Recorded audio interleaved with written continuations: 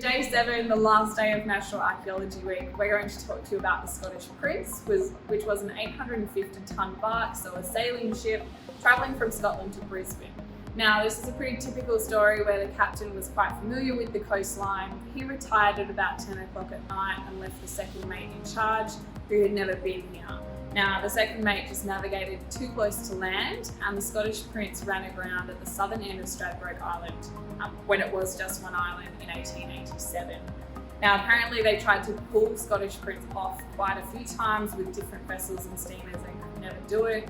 A storm came through, tipped the entire ship over, and about a few weeks later the cargo hold opened up, spewing out quite a few bits of the cargo. Now, Scottish Prince was carrying a really interesting range of things from sewing machines to beer, mineral water, whiskey, and we're really lucky to have one of the whiskey bottles in our collection here.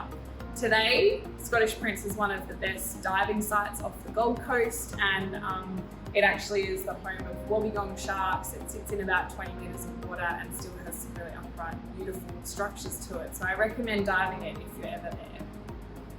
So interestingly, even though these shipwrecks often sit in really dynamic waters or have big structures of ship fall apart around them, we often get really complete things coming into our collection. So this one in particular, like I said, is the whiskey bottle from Scottish Prince, but remarkably, as you can see, it still has the whiskey inside it. Now, it's lying down. Our conservators have actually sealed the top, so it does still have the original cork in there, but we've actually put a modern sort of sealant on the top as well. So you can see there, the whiskey's still inside.